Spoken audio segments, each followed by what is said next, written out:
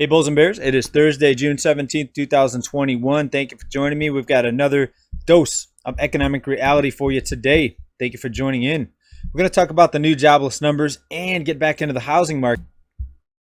And things are not looking so good. Besides home prices actually rising, the actual market as far as homeowners, they have a lot of equity. The people that do own their homes, most of them have some pretty good equity. The problem is if they sell, many of them will have no place to move to, or if they do, they're going to face severe, fierce bidding wars for a new home to try to move or relocate somewhere.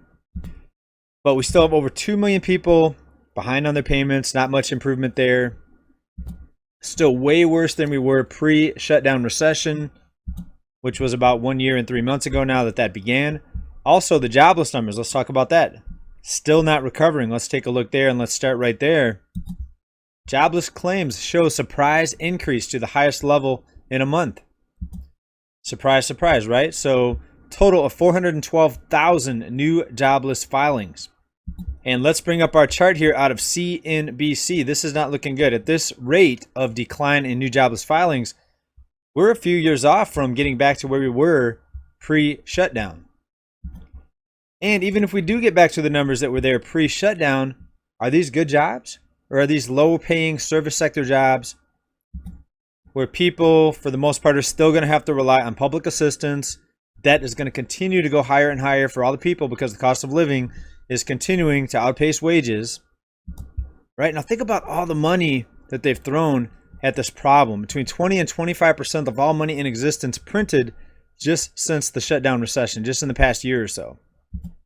But yet this is where we're still at, still way above pre-pandemic numbers. And let's jump over to the housing market. I've got a lot of news updates to give you today on real estate, the housing bubble, and more. Now, first of all, anyone that tells you that the economy is not doing good, don't listen to them. This story right here proves the economy's fine. Kevin Hart buys Calabasas mansion next door to his for $7 million, right? So the economy's doing fine. No reason to worry, right? And actually, I haven't laughed at a Kevin Hart joke in years. And not even a big fan of his movies, but I guess he's still making a lot of money somehow. Somebody else must really like his performances. Well, let's take a look at the housing market here. Adam Data Solutions, home flipping rate and gross profits decline across the U.S. in the first quarter here of 2021. So why are home flippers not making as much money as they used to? Well, a lot of these flippers go in and they renovate the home, they buy it, they renovate it, fix it up, and flip it and resell it. But with the rising prices on materials and goods, even flipping homes, the fix and flip type of home flippers that you see out there are facing higher costs for the materials to upgrade and modernize a lot of these homes. Now, they're still making profits. They're not losing money, but the profits aren't as much as they were in the previous quarter. Right now, on that topic though, think about how much different the housing market would be if it weren't for the flippers, if it weren't for all the homes that are being used for Airbnb, if all the moratoriums were just taken away, foreclosure prevention, we're going to talk about that next. What would this housing market be like? Also, if the corporations didn't come in and buy so many homes, there's a story on the Wall Street Journal of a company called BlackRock coming in and buying up whole neighborhoods, like hundreds of homes at a time.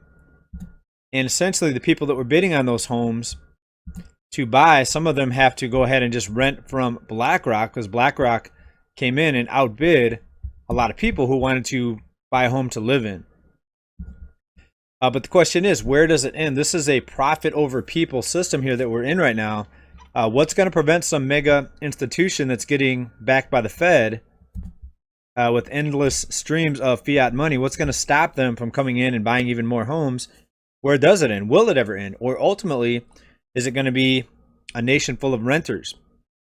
Right? Even people that own their homes right now, they're going to see their taxes go up and up and up as inflation continues. Could inflation stop? Could something stop the trend of rising prices? Absolutely.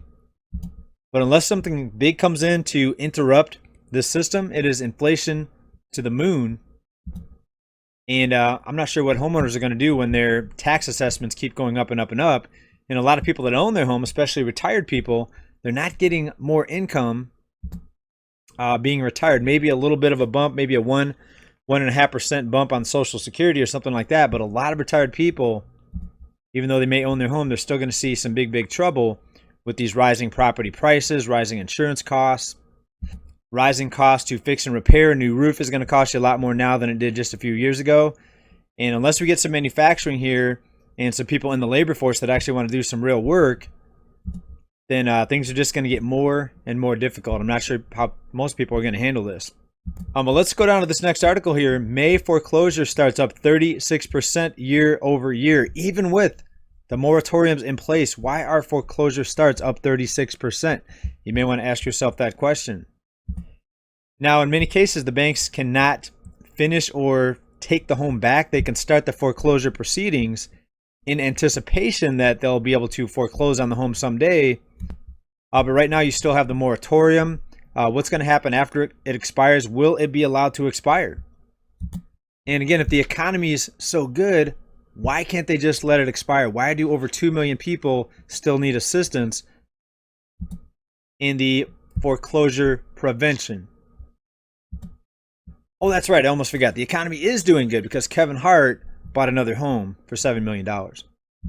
Next, this is out of Housing Wire. Mortgage rates continue their fall down to 2.93% right now. Folks, if we didn't have all this intervention and if we didn't have all these laws passed to quote unquote help people, which really when you look at it, it helps some people, but it hurts a lot more people than it helps. If we didn't have all this intervention and manipulation, home prices really would take a severe drop. Right? If banks had to go to sound money, if they couldn't loan out money that doesn't exist, even that by itself would be I'd guess a 70-80% drop in home prices. There's no way for anybody to know exactly why, because we haven't had sound money in over 100 years in the United States. Right? So think about that. Instead of just typing up digits on a screen, if a bank actually had to give you real money or loan you real money, let's say gold or silver, or something with tangible value, would they be able to loan out all this money? Would they be willing to loan out all this money? And I think you would agree that the answer to that is definitely no. Will any lawmaker change it to where there is going to be sound money? Probably not.